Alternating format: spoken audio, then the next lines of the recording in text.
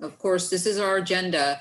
Oh, and before the one other thing, right? We're gonna, of course, start off on the 87th legislative session, items possibly under review.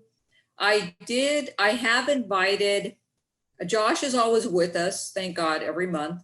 But I did yesterday invite Amanda, Leo Lopez, and David Marks to come present. I asked them if they could please come present on our January 22nd, 2021 FAC meeting, which will be here, I guess, in 3 months or so, trying to give them some notice. And I already have heard back from Amanda and from Leo Lopez that they can present to us. And I pretty much just said any topic you would like, but of course, topics related to, and let me see the rest of me over here. I've got some other windows open. Topics related, of course, to 2021 finances, what's going on, legislative type issues, first 21-22 preparation, budget preparation. So, and I just got another little note about another reminder. So anyway, I really want to get the TA folks down. And again, I focus pretty much on Leo and David Marks, Leo Lopez and David Marks. Amanda always makes herself available. If there's someone else at TEA that you would like to try to hear from, let me know. So I already have confirmation from 2 on January. I gave them the calendar because if they can just make another meeting, I have no idea how people's schedules look right now. I considered Corey Green, but I know you've been seeing more of Corey, I think, over some trainings. Now those I think have slowed down some, but just send me a quick email or a text. Most of you have my cell number, you know, just give me names of anybody else related to TA that you may want to see. And also we don't typically have a meeting in December, an FAC meeting, but we are going to have one this year. So I'm hoping y'all will join us. It's going to be a combo type meeting with our Human Resources Advisory Council folks, a lot related to the teacher incentive allotment and the plans and things that have to be in place to access those dollars. Let's see, so that, I believe the date on that one is December 16th, if I remember correctly. So it's on, I think it's on the calendar already. So just, you know, we're trying to get it coordinated and so forth, but it should be a pretty good meeting. And it will, again, help with even your budget setup for 21, 22, which is kind of crazy to even discuss. So keep me posted on anybody else. And district sharing, just like what Rumalda just did for us and Noe, greatly appreciated, because y'all definitely have access to resources or to trainings or to information that maybe your superintendent shares with you that we don't. So if you ever want to share with the group, if it was beneficial for you, it is very likely it'll be beneficial for several of us. So keep us posted on that. Okay, so yesterday we had the Regional Advisory Council meeting with the superintendents. And because, you know, we're already hearing some of the different discussion. Let me try to stay positive. Definitely try to stay positive. Different discussion of what the 87th legislative session will open up with. Of course, fund balance has definitely been discussed. And so I asked Christina to put together this information, and somebody please let me know if you're not seeing something that says general fund revenues and expenditures compared to enrollment school year 18-19. So I shared this schedule with them, and I'm going to talk to it a bit with all of you. This is information that is in the budgeting tools. And like I shared with the superintendents yesterday, on the budgeting tools, you have 10 or 12 years. So you can also see the trending of what's going on with your district. This is especially important for you to review if, obviously, if you're new to the district that you're working at, right? Because you want to know what's happened, what some of the history has been. So what Christina did for me, thank God, was I said, just give me 18, 19, all on one page, all of the districts. Because again, fund balance is a big topic. They are pretty much saying if needed, well, not they, you know, there are some names that are discussing if needed, districts can rely on their fund balance. I did stress to the superintendents, this fund balance that we're picking up is just a total fund balance. I don't know, I can easily go look, and we have in some districts cases, easily go look to see, okay, how much is unassigned, how much is in the other categories of fund balance. Ask them to look at that, to sit down and review it with you, because not only do we have new CFOs in some cases or assistant superintendents, but obviously some of you have brand new bosses. Either this year, we have some new soups, I want to say at least 3 this year. There was a year that we had 9 or 10. So some of you are working just in the last 2 to 3 years with new superintendents. So revenue wise, what do your numbers look like? Expenditure wise, obviously, this quickly tells a district if they are covering all of their expenditures, right? Covering all of their expenditures. And I did mention, I said, sometimes y'all go out there and get maintenance tax notes, or you do things that I can't see, but the person who would know, of course, is your CFO and your assistant soup in that area. Ask them to watch out for, are you still trying to pay bond payments, principal and interest bond payments with M&O dollars? You know, are you still trying to do that? Because again, when will you go up on the INS side? I did not discuss this forgot to mention it when Josh was on with us about the TRE possibility for disaster tax rate. But we do have one of our colleagues whose district is going out for the VA voter approval TRE this year. So the maintenance tax note, the maintenance and operation side of the tax rate, and of course INS tax rate side, be sure those pennies are enough, especially to pay your INS type items, or all of the expenditures related to that.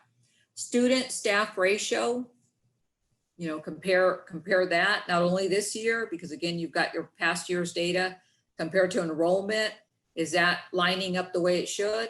Enrollment's going up, so student and staff ratio is going up. And in some cases, it doesn't need to go up. If districts were already overstaffed, then let the kid numbers go up and the staff numbers don't have to go up. I reminded them, don't get into a situation where a district has to talk about reduction in force, right? A RIF is not something that will be a good thing for, I can't think of even one good thing, especially bond ratings even. They do look at having to do a reduction in force. And again, because if people retire, people will retire, people will resign, then just take care of the decrease in staff with those numbers. Try to take care of that with those numbers. Look to see who some positions you have to hire back. You know, if you've had 3 algebra teachers and that's all you have, then it's not likely you're going to go down to 1 or 2 algebra teachers. So it just depends on what you're looking at that.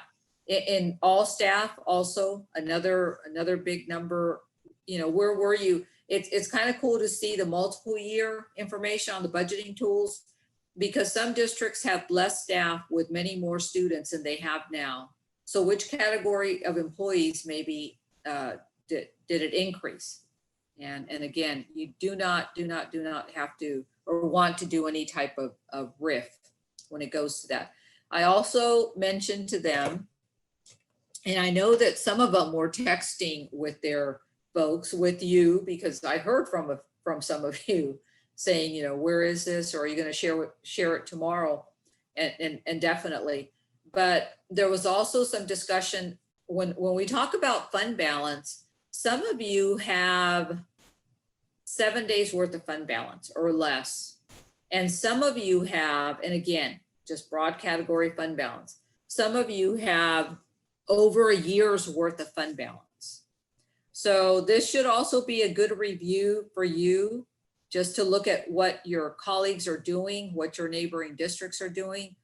Yesterday, I mentioned to Oscar, and so we're going to try and do this. I said, I want to see a little bit of a, not a little bit. I just want to see a case study, and we'll define the data elements and so forth that we need between Los Fresnos, and I'm picking on districts, I'm choosing 4 districts that are in the 10,000 enrollment category. So I've got Los Fresnos, that's at 10,739. I've got Rio Grande City, 10,184, San Benito, 10,520, and Sherryland, 10,285. So we can go look at a lot of different data elements. I mean, it is this should be a very fun project, but useful project, of course. So what does one district spend on function, or any of these 4 districts? How does their function 36 expenditures compare, right? What's their attendance rate? Because when you were looking at that, when Josh was talking about that remote cap for attendance percent, some of our districts really, there's 2 to 3 to 4 point difference on attendance rate. And we've talked about these numbers that I'm talking about right now. And we've talked about the attendance rate, what 1% will do for you in terms of increase in revenues, what 2%, what 3%, and so forth. And it may be time to start, well, it's always time, but even to start talking about more details. So we're going to do a comparison on that. The other one that when I was in McAllen, I like comparing with McAllen and Laredo. And actually Laredo, based on 1819 numbers, was ahead. But at some point we were very closely looked at, or very, very comparable. I'm just looking at different texts and so forth.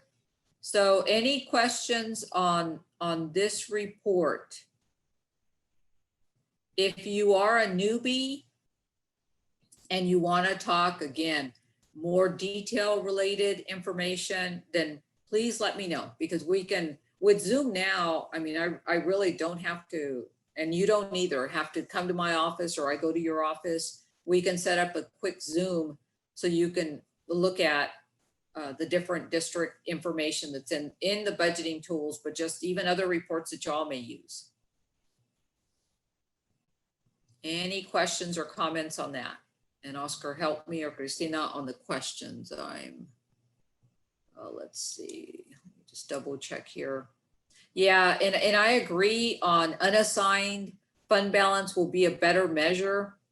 What the state may, and that's a good point, what the state may say is, but districts, are you just putting other categories just to move it out of unassigned? Because that reference has been made before. You really do have more money. And the way that, and again, this may not apply to the district that just mentioned this, but the way they can see that is you've had that same number in one of the other categories for the last 7 to 8 years, right? So that's just something to look out for too. Let's see, any other? Yeah, and I do have a few of you saying, is audited to ensure proper classification. That's very true, very, very true. So even in looking at those 4 districts that I just mentioned, Los Fresnos 6.95 for student, it was total student to staff ratio. If I go to Rio, 5.22, 6.31, and then Sherryland 7.75. So there's quite a bit of difference between Sherryland and Rio in this case. So again, just and cabinet level discussions, because just under the topic of 87th legislative session, for those of you that were CFOs already and assistant soups back in 11-12, I would pull those notes, and I encourage your superintendents, just go back at a cabinet level discussion and start talking about what did we have to do balance our budgets during that biennium, right? Because that was a biennium that we took some pretty big hits on. I remember at the district I was at, it was projected as soon as numbers started rolling out, it was projected that we would lose about $25 million. And thank God that did not materialize, but it was closer to 12 million. And from what I recall, there was a $9 million amount 1 year. And then the 3 million, I think, happened during the second year. And I had asked my colleagues, so let me just double check here to let me know. There was a meeting with TEA to see if there was any more information on the prior purchase reimbursement program. It doesn't look like that's coming out.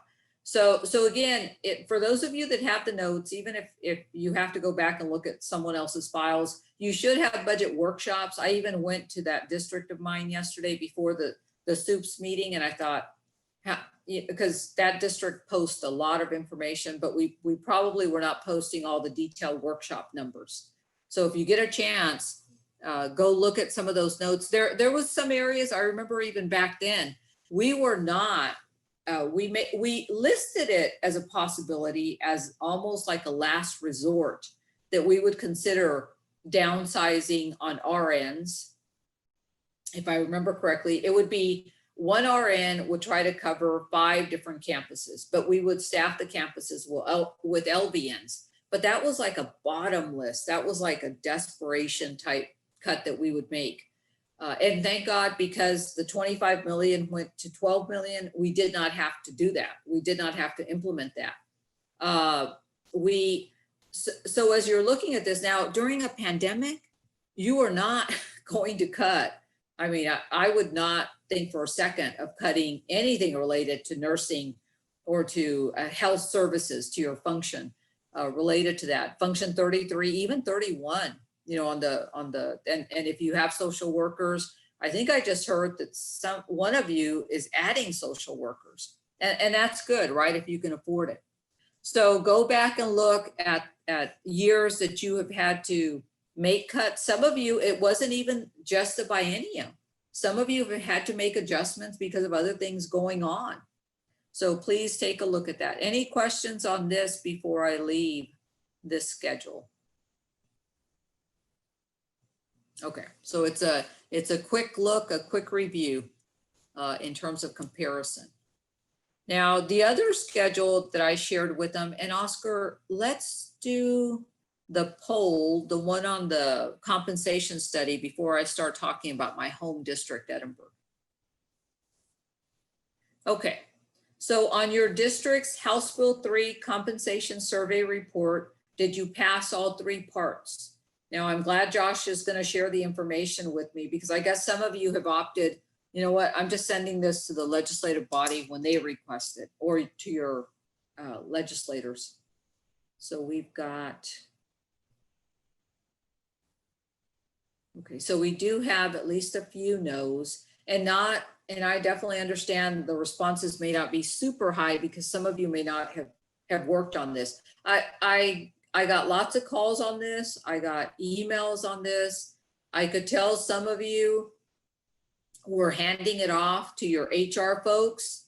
I'm not necessarily saying that's good or bad to do, but I did sense a little bit that because I was definitely asking, did you run this by your CFO? Did you run this by your assistant SOUP? Because it's critical for the 2 departments to work on this type of a report together. Okay, so in terms of the results so far, we've got 29 folks responding out of 89.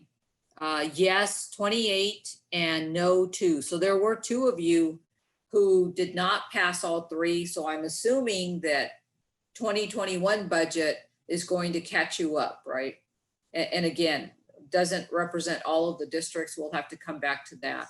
So I asked for that so that I can mention some of these other reports, and I'm gonna pull up Edinburgh's. And these are on Data Suite reports, if I remember correctly.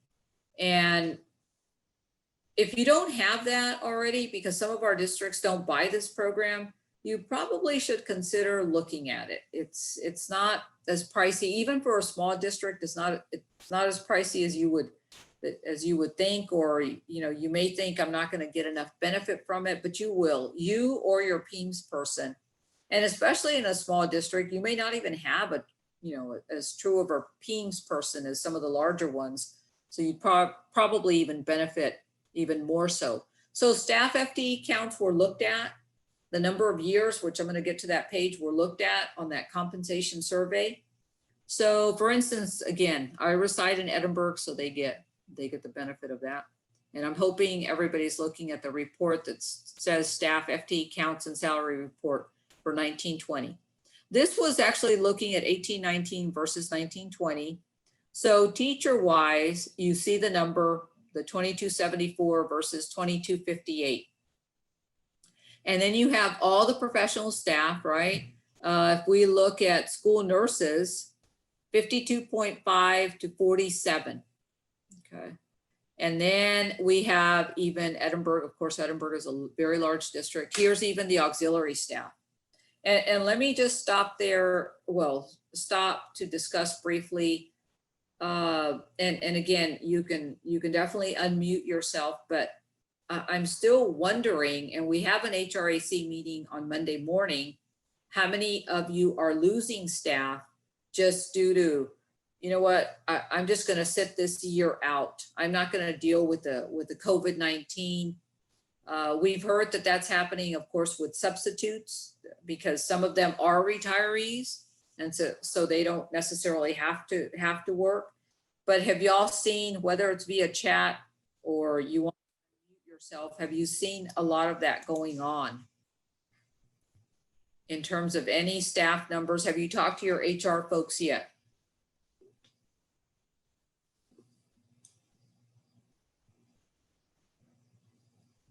Not too much, or not impacted very much at all. I'm taking that to mean that. Okay, so here's the categories of, again, I like that now we do have the details on the auxiliary staff. And here's all the other categories, right? And some I saw, okay, you had somebody, but now you don't. So I don't know but in this district's case, you can obviously, I'm showing you the screen, and that's important for me to do, but you obviously can go and click on your district and see if anything on the first part of this report looks funny, looks squirrely to you. I already have a few questions. Now the other report, and again, these were reports I shared with the superintendents. The other report was this teacher's salary by years of experience. And so this is one that you would have needed, or you would have looked at for your compensation survey type information. So in 1819, Edinburgh CISD had hired teachers, 44 of them with zero experience. And so I was trying to just go across, and some of the soups, one in particular even contacted me and said, but shouldn't we compare it diagonally, right? And yes, we can do both. So but this is a comparison just in terms of 0 to 0 between the two school years. So 44 to 75, I'm gonna safely guess that those 44 now are a part of the 49. But again, everything's different, right? You could have hired 10 first year teachers, and then the other 39 were your 0 year teachers. So it just depends on, and you all have the data. Your HR departments have the data and can quickly provide it. But Edinburgh, it was surprising. There were a few, and of course the number of teachers changed plus or minus. So in terms of 8 years of experience, and again, just looking at 8 years of experience, you had 100 teachers in 1819, Edinburgh did. And then for the same 8 years of experience, the next year the district now has 60, or had, because we're already in 2021.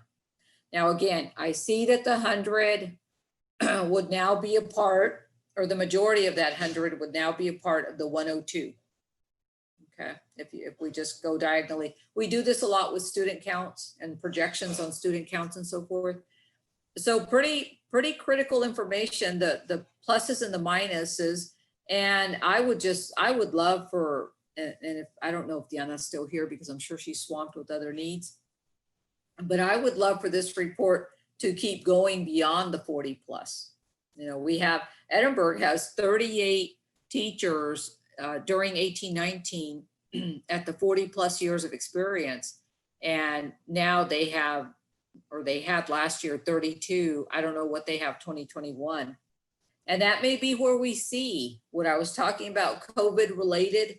How will the 30 at 30 years, how is that number showing? And I wasn't fast enough or smart enough. And actually, we're still trying to get the PEIMS data. I mean, that's nowhere near done, but possibly an on data suite report already gives it to you because you have the data. So how many folks that could retire did retire just to, or just aren't coming back this year? They're not, it's not even a matter of, I'm gonna retire. I'm just gonna sit out the year if I can afford to just hopefully get rid of the, you know, all this that's going on with the pandemic. Now, what obviously is happening with the pandemic is the other thing that's throwing us off, and I'm just looking at the chat, and Deanna's already, I will ask on data suite. I appreciate that, Deanna. You know, we obviously, now when we hear vaccine discussion, we are talking, well, if y'all watch the debate, I've already early voted, but I watched the debate last night more for, well, for entertainment, or just, you know, let's see how effective the mute is. And it was effective. It was great.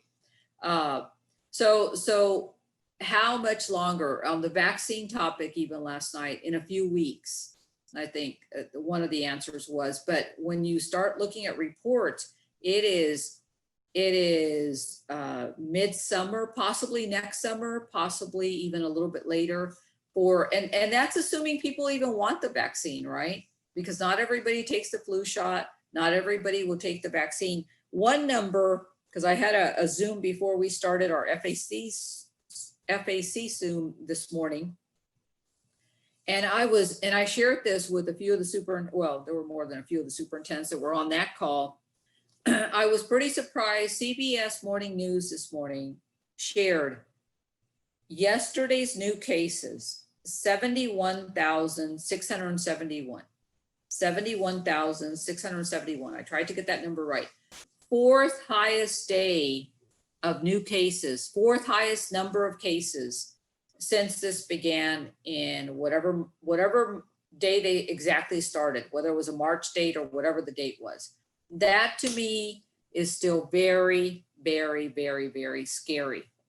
So again, we'll look at even how these numbers look for 2021, because now I'm wondering if the minuses for the 30 plus year experienced people, you'll see larger amounts there, larger folks just saying. Some teachers could actually opt for, I'm just not going to work the first semester. I'm hoping a district will pick me up the second semester, and let's see how this all works. This is just, it's just lasting, unfortunately, too long. Any questions on this report? Do your PEIMS people, I've been very guilty of this myself. I have access, I have access to different reports, but I'm not tapping into it. I'm not tapping into them. So any questions on any of the reports? And do you get the reports? Are you, maybe it's worth the time to sit down with your PEIMS people and say, okay, give me a whole little rundown on this on data suites, or whatever system you're using.